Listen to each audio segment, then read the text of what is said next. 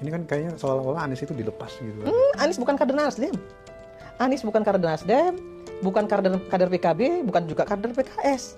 Irma Caniago atau Irma Suryani kembali menyindir Anies Baswedan, bukan kader Nasdem, bukan kader PKB, namun diusung menjadi calon presiden.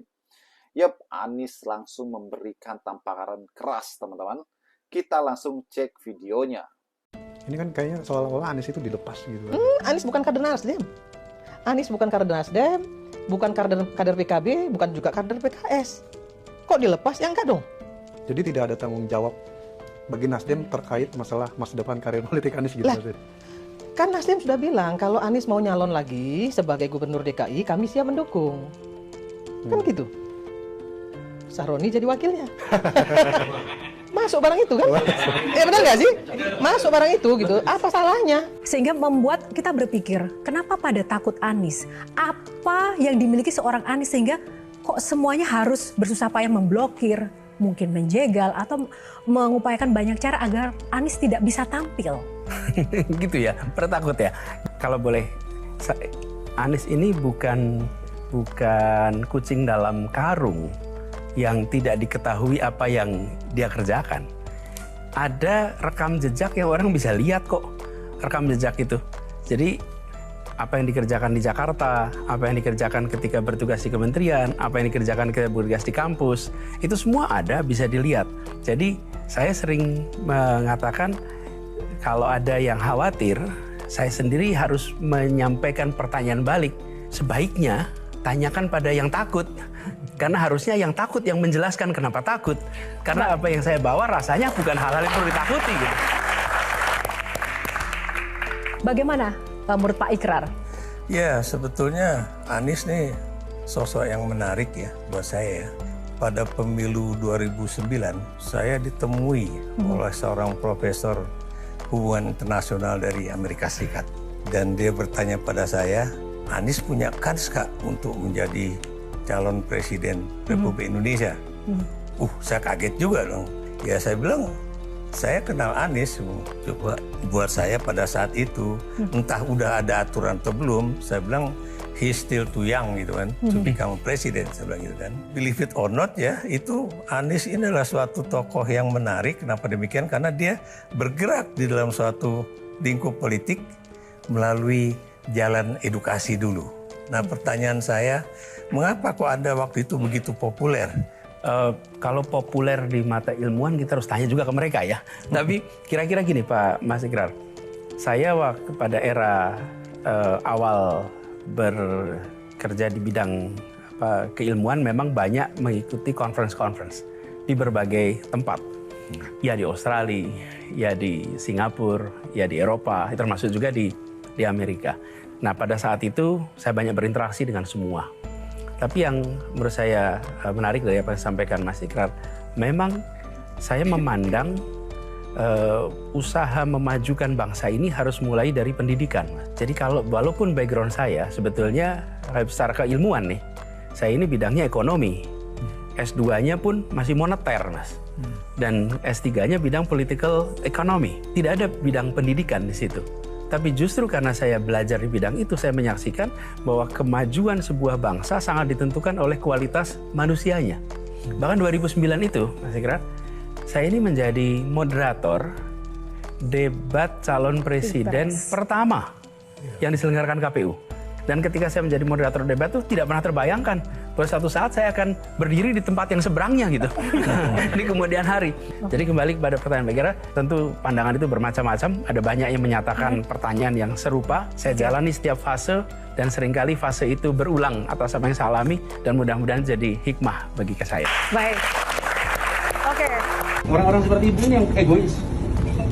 Nama ibu siapa? Ibu Diana dan perusahaan ibu tidak bertanggung jawab. Ini bukan soal untung rugi, ini soal nyawa, ya. Kita ini mau menyelamatin nyawa orang. Pokoknya semua ini pekerja-pekerja ikut aja. Kenapa? Kan orang-orang tidak peduli seperti itu. Ya? Mereka ikut aturan perusahaan, bukan? Iya. Perusahaannya menyuruh masuk. Iya, 25%. Ini setiap hari kita nguburin orang, Pak. Bapak ambil tanggung jawab.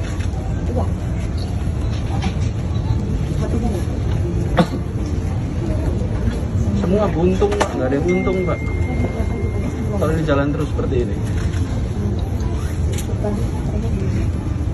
Apalagi ibu hamil masuk. Ibu hamil kalau kena COVID mau melahirkan paling susah. Pagi ini saya terima satu ibu hamil meninggal. Kenapa? Melahirkan COVID. Bapak Ibu sekalian, ada beberapa yang ingin saya sampaikan sebagai gagasan awal untuk kita bahas nanti sama-sama. Jadi kalau dibuatkan urutan, kira-kira kita ingin nanti gagasannya tentang mewujudkan satu ekonomi yang lebih maju, yang lebih adil. Kira-kira garis besarnya begitu. Tapi sebelum itu ada prinsip yang saya rasa menarik untuk kita pegang sama-sama di sini. Ini arahnya ke mana? Ke situ ya?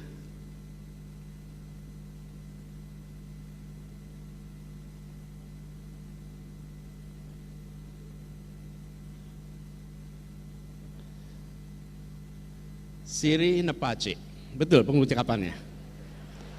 Betul. Loh, kalau tidak dikoreksi lah. Apa artinya ini?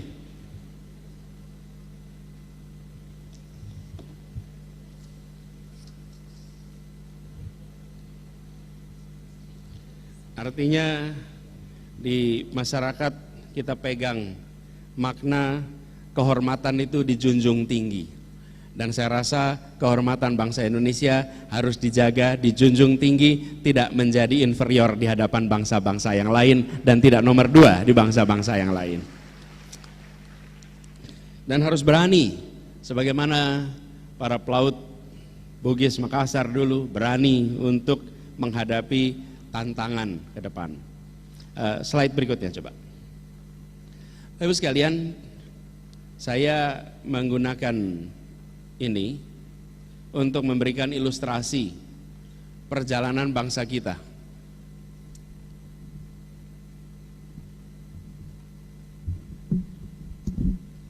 Perjalanan bangsa Indonesia, bahwa Indonesia melewati beberapa fase dan kita mau menuju yang keempat.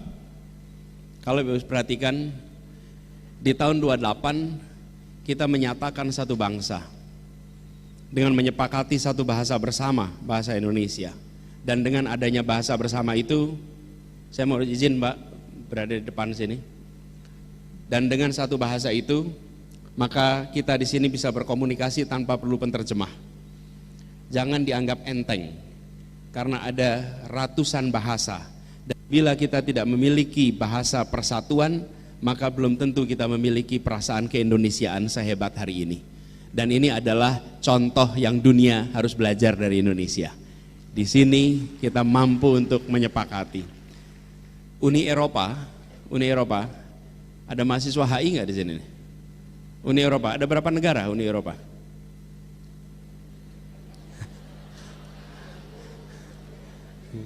Ngacung dulu begitu ditanya, aduh gitu. Berapa? Ada berapa negara di Uni Eropa? Ayo, kalau mau cepat Google aja. Berapa? 27. Ada bahasa persatuannya apa? Apa bahasa persatuan Uni Eropa? Bahasa apa? Inggris. Inggris sudah Brexit. Udah keluar dari Uni Eropa. Apa bahasa persatuan Uni Eropa? Ada. Harus ada. Bahasa persatuannya ada 23 bahasa. Oke? Dan itu artinya apa? Kalau bangsa-bangsa Uni Eropa berkumpul, mereka udah satu negara nih. Maka hadirin semuanya menggunakan headphone. Bagaimana teman?